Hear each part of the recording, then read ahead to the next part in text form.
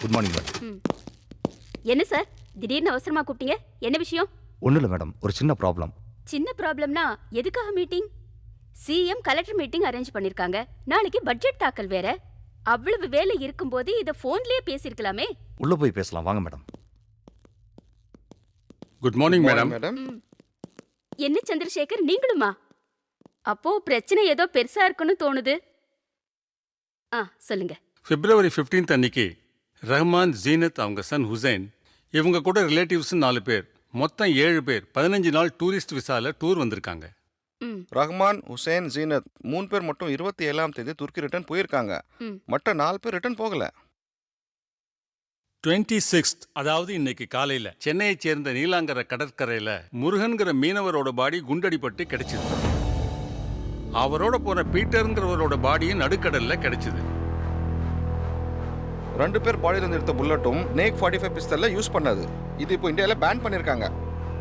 2008 mobile attack பண்ண 18 தீவிரவாதிகள்ல 13 தீவிரவாதிகள் இந்த பிஸ்டலை யூஸ் பண்ணிருக்காங்க. டெட் பாடி கிடைச்ச ஸ்பாட்ல இருந்து எங்களுக்கு கிடைச்ச ஒரே விட்னஸ் எரிஞ்சு போன இந்த துணி தான். இத பத்தி என்கொயரி பண்ணப்ப ரஹீம்ங்கிறவரோட துணிதான்னு தெரிய வந்தது. இந்த ரஹீம் யாருன்னா சேலம் செவ்வாய்ப்பேட்டையில் இருக்கிற அன்வர் பெனாசிரோட செகண்ட் சன். 2002ல நடந்த கலவரத்துல ஒரு சில பேர் சேர்ந்து இவங்க அண்ணனை அடிச்சு கொன்னுட்டாங்க. கோவப்பட்ட ரஹீம் சம்பந்தப்பட்ட 2 பேரையும் கொன்னுட்டு 9 வருஷம் ஜெயில இருந்தான். அப்போ கோயம்புத்தூர் குண்டுவெடிப்புல சம்பந்தப்பட்ட தீவிரவாதிகளோட பழக்கம் ஏற்பட்டுச்சு.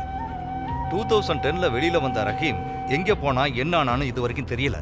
2012 ஜனவரி 4th அவங்க அம்மாவை பார்க்கறதுக்காக சேலத்துக்கு வந்திருக்கான்.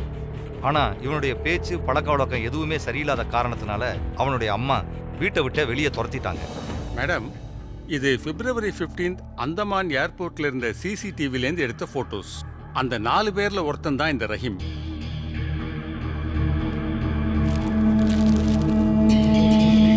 சிசிடிவில எடுத்த மற்ற பிரிண்ட்ஸ் எல்லாம் பின்னாடி இருக்கு மேடம்.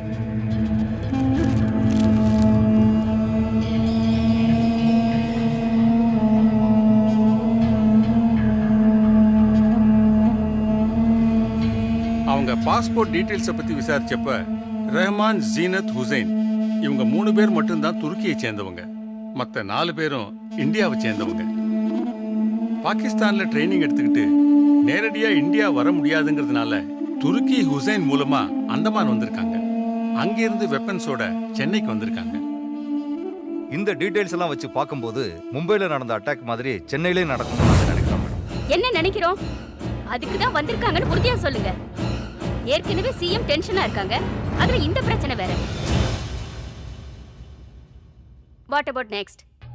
ஏற்கனவே station, bus stand, airport, hospitals, public அதிகமாக கூடுற இடத்துல எல்லாம் செக்யூரிட்டி ஸ்ட்ராங் பண்ணியிருக்கோம். இது இல்லாம 2500 போலீஸார் மஃப்டியில கண்காணிச்சிட்டு இருக்காங்க. அதுவும் இல்லாம பாடி கிடைச்ச ஏரியா முழுக்க விசாரிக்க சொல்லியிருக்கோம். நீங்க தான் சிஎம் கிட்ட சொல்லி ஆன்டி டெரரிஸ்ட் டீம் வரவழைக்க ஏற்பாடு பண்ணணும். அதை நான் பாத்துக்கிறேன். டெரரிஸ்ட் என்னைக்கு அட்டாக் பண்ணுவாங்கன்னு ஏதாவது ஐடியா இருக்கா? பிப்ரவரி 15 15 நாள் விசால அந்தமான் வந்திருக்காங்க. 29th விசா முடியுது. 26th அன்னைக்கு நமக்கு அந்த மீனவர்களோட பாடி கிடைச்சிருக்கு.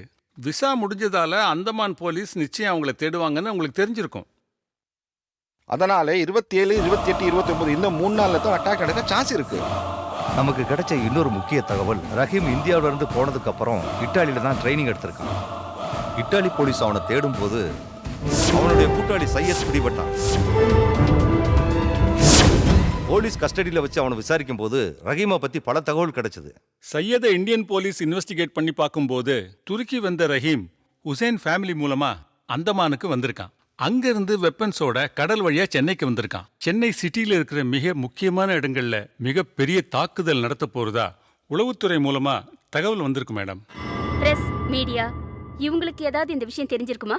இல்ல மேடம், எந்த விஷயமும் லீக் அவுட் ஆகல. சீக்கிரட்டா தான் ஆக்ஷன் போயிட்டு இருக்கு. குட். உடனடியா நான் இந்த விஷயத்தை சிஎம் கிட்ட பேசுறேன். Thank you madam.